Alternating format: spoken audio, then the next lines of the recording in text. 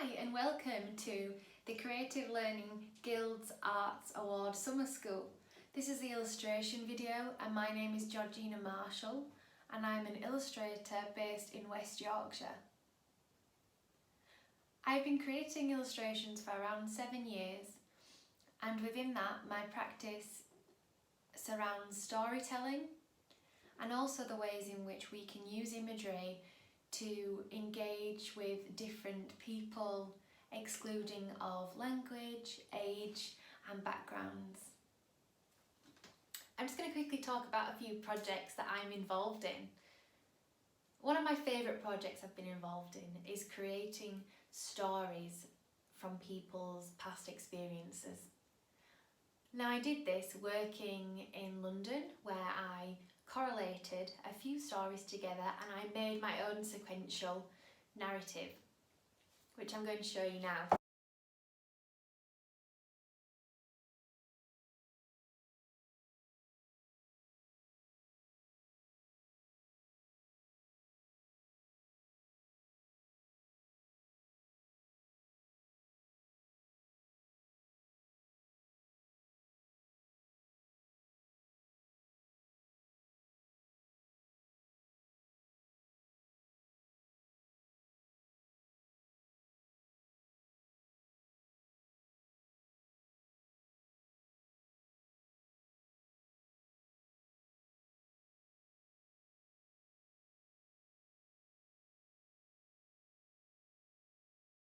I encourage you to have a go at this fun activity and believe in yourself.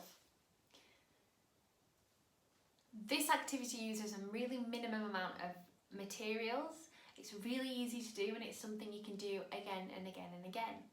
Now don't be too precious with your drawing because drawing is all about being free and enjoying it. So just enjoy it and I can't wait to see what you've produced. Before we get stuck into the main task of today's video, we're going to do a mini task to help us understand how to transform and take our sequential narrative to the next level using movement. For this activity, you'll need a piece of A4 paper, a pen or a pencil, and an interesting object. I want you to get your sheet of A4 and a pen and your object. And I want you to move it 4 times into a different position. And each time I just want you to draw that position like I've done here. Got 1, 2, 3 and 4 of this object. This exercise is just showing how we can create movement by moving objects and drawing them in a different way.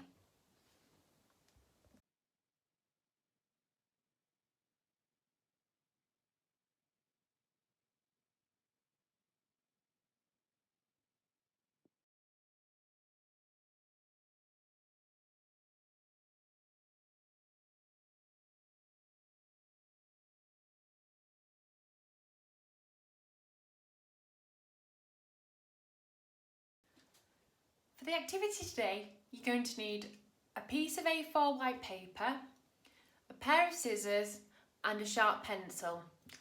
Now this is totally optional, but I've brought along some pencil crayons that I'm going to use to colour in later. You take your piece of paper, twist it so it's portrait and simply bend it over to make a half like that. Give it a nice crease along there and then open it back up and you're going to fold in the opposite direction, so you're going to fold landscape.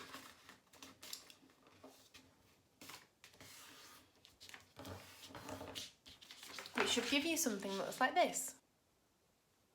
The next thing to do is to just cut out the pieces. So follow the lines that you've created with your folds and just cut out the pieces. The next step is to just take your pencil and I want you to number each square in the corner very lightly. So I'm going to pop a 1 in there, 2 there, 3 there and a 4 there. placing the 4 squares to the side for the time being, I want you to grab a piece of scrap paper. Take your pencil again and just write 1, 2, 3 and 4. Now before we can do any drawing, we need to find out what our sequential narrative is going to be about. So for this, I want you to really think about the things that you're interested in and that you find exciting. Remember that for the sequential narrative to work, it has to be simple and it has to be something that moves. So for example, it could be a cat running through a garden. It could be a lady turning. It could even be rain coming down and getting progressively heavier. When you figured out how you would like your sequence to look and what narrative you've chosen, you can start to fill in these numbers. Now each number will line up with the box that you've labelled 1, 2, 3, 4 and so forth. So for my number 1, my narrative is about a woman that is leaning to the side and is going to smell some flowers. Very simple, but it will look very dynamic when we put it down on an image. So number 1, I'm going to write lady in a garden. So with the first one, we're setting the scene. Number 2, I'm going to put lady turning her head.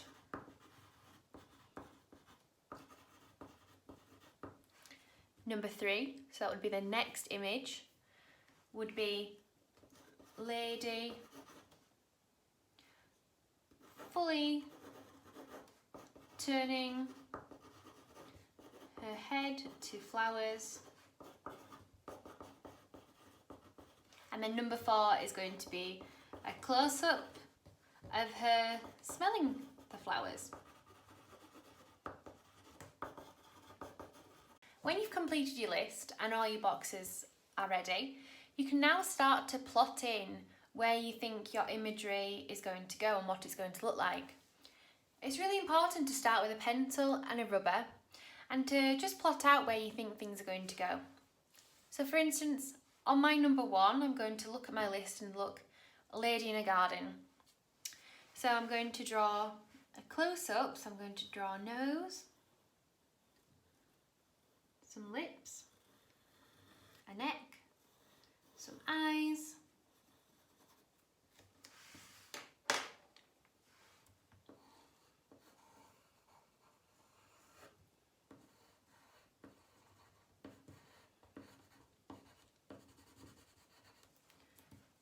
maybe some curly hair. I'm going to go in that garden-like feel. When you finish plotting out your drawings, you should have something like this. So it's something that reads really simply and you can see that an action's happening and there's minimal words. I have included a cute little onomatopoeia word here, sniff sniff, just to enforce the notion that she's sniffing. Now you've played around with the composition of your work, you can now start to add in some colour and some lines. You could even alter some things that you might not think look too great. When you've finished, you might have something that looks a little bit like this. So it's a finished piece, I've added some colours in there, and it's great.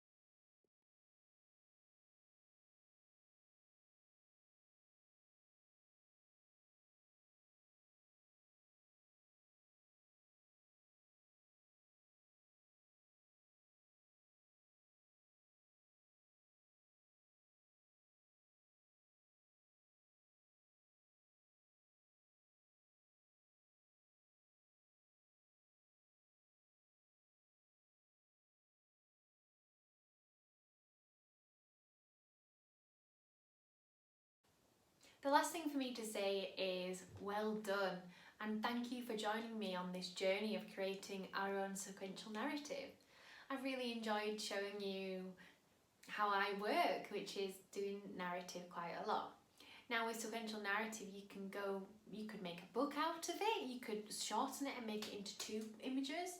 You could even start to experiment with the digital aspect of it and make it move, which would be called a GIF. Congratulations on joining me, and I can't wait to see what you've done. I would love to see what you've produced from this lesson. And there's a place where you can share that, and that is on www.creativelearningguild.co.uk/summer school. Well done again, and I hope to see you in the near future. Bye.